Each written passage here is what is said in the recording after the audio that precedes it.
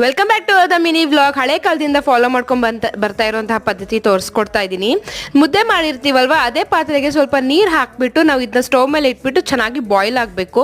ಇದರಿಂದ ನಾವು ಸ್ಟೀಮ್ ತಗೊಳ್ಳೋದ್ರಿಂದ ಏನಾಗುತ್ತೆ ಅಂದರೆ ನಮ್ಮ ತಲೆ ಭಾರ ಕಡಿಮೆ ಆಗುತ್ತೆ, ನೆಗಡಿ ಏನಾದರೂ ಇದ್ದರೆ ಕಡಿಮೆ ಆಗ್ತಾ ಬರುತ್ತೆ.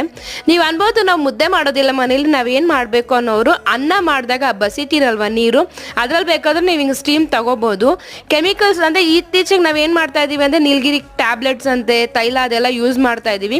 ಅದೆಲ್ಲ ಯೂಸ್ ಮಾಡೋದ್ರಿಂದ ಈ ಥರ ನ್ಯಾಚುರಲ್ ಆಗಿ ನಾವು ಮಾಡ್ಕೊಳ್ಳೋದ್ರಿಂದ ನಮ್ಮ ಹೆಲ್ತ್ ಕೂಡ ತುಂಬ ಚೆನ್ನಾಗಿರುತ್ತೆ. ಆ್ಯಂಡ್ ಇನ್ನೊಂದು ಏನಂತಂದರೆ ಇವಾಗೆಲ್ಲ IT-BT ಕಂಪ್ನಿಗಳೆಲ್ಲ ಕೆಲಸ ಮಾಡ್ತೀರಾ, ತುಂಬಾ ಸ್ಟ್ರೆಸ್ ಆಗಿಬಿಟ್ಟಿರುತ್ತೆ. ಸೊ ಮೆಂಟಲಿ ಸ್ಟ್ರೆಸ್ ಇರೋರು ಸಹ ಅಷ್ಟೇ ಈ ಥರ ಸ್ಟೀಮ್ ತಗೊಳ್ಳೋದ್ರಿಂದ ಒಂಥರ ಮೈಂಡೆಲ್ಲ ರಿಲ್ಯಾಕ್ಸ್ ಅನಿಸುತ್ತೆ.